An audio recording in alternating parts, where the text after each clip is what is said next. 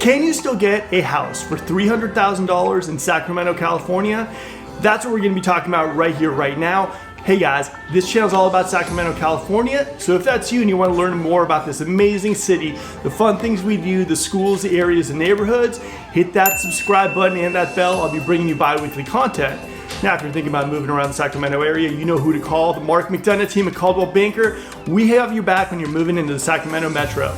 Okay, let's get going right now. Can you still buy a house in Sacramento for $300,000? Okay, so you got your pre-approval and you're excited, whether you're a first-time home buyer or whether you're a first-time investor.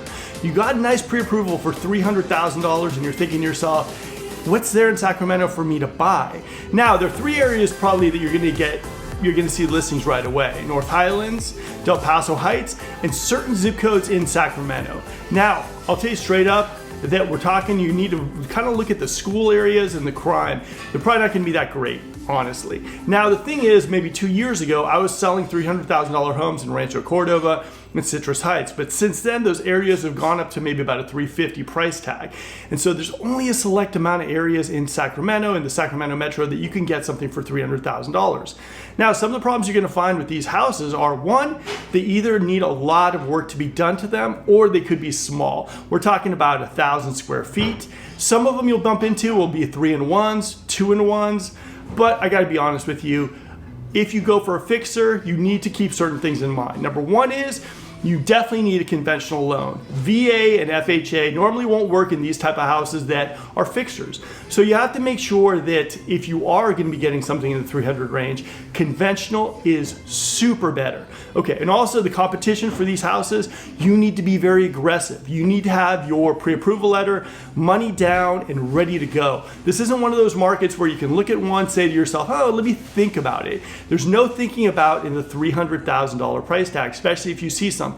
You're gonna be bidding against probably a lot of cash buyers and people who've been looking a whole long time for something like that. So if you see something you like, be prepared to run the numbers really quick, be prepared to analyze the area real quick, or have a real estate team that can do that for you. Now, that's what I mean. The 300 price tag is super, super tough. Now, here's the thing. If you're looking for a fixer, here's about the general cost. If you're looking for flooring on something that's maybe about 1,000 square feet with laminate, you're talking about maybe $3,000. Paint for the whole interior of the house, we're talking about $1,800. Adding new fixtures, maybe about $300 to $500, depending on the fixtures you like. So here's the thing you have to keep in mind though. The interior of your house, the structure, all that kind of fun stuff can change. The outside can't.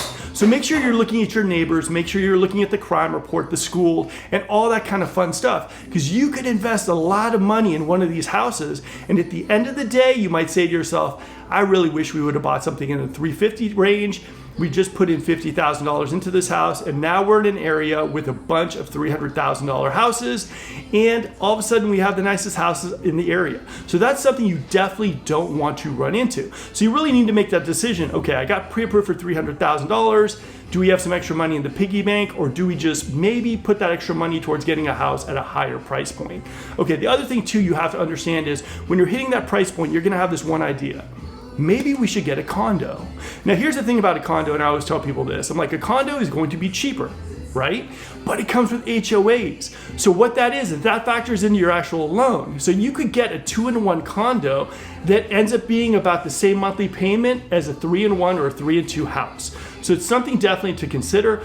Now, another route you can go to is maybe a duplex. A duplex might be something that you can get into, an apartment also. But when you go the route of the condos, just keep this in mind that HOAs definitely are going to factor into your mortgage payment, into your loan payment as well. In fact, if you talk to whoever's running your loan and tell them, hey, look, about a condo, this condo is cheaper, they're going to say, hey, tell me about the HOAs. That's something that you definitely need to consider. Now, so what kind of monthly payment are we talking with a $300,000 house? We're talking anywhere between 16 and 18. With 5% down and good credit, you're around there. So that's what you can expect to pay if you can find a house for $300,000 in Sacramento. And honestly, it is not going to be easy. Like I said, a couple years ago, I was selling these houses for $300,000 in Rancho and Citrus Heights, and now there's pretty much none. And if you find one, you're either going to run into a house that needs a whole lot of work. Some realtor threw it up there on a bidding site, and they, of course you're going to see it and say, I love this, and this bidding starts around 300. you're just not going to run into those things in Sacramento. So, all right, guys, hopefully you enjoyed this video. A little bit of a peek as to what you can get in Sacramento, or what house you can get in Sacramento for $300,000, a strategy to get it, and things you need to consider when you're looking at this price point. Now, again, guys, this channel's all about Sacramento, the neighborhoods, areas, and fun things we do here in Sacramento.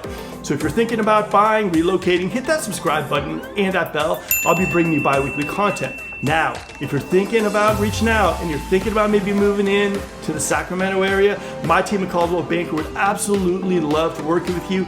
Reach out to us. We'll put you on a Zoom call. We'll show you a little bit about Sacramento. We got your back when you're moving into Sacramento Metro. Again, guys, this is Mark McDonough with Coldwell Banker. Until next time, let's go house hunting.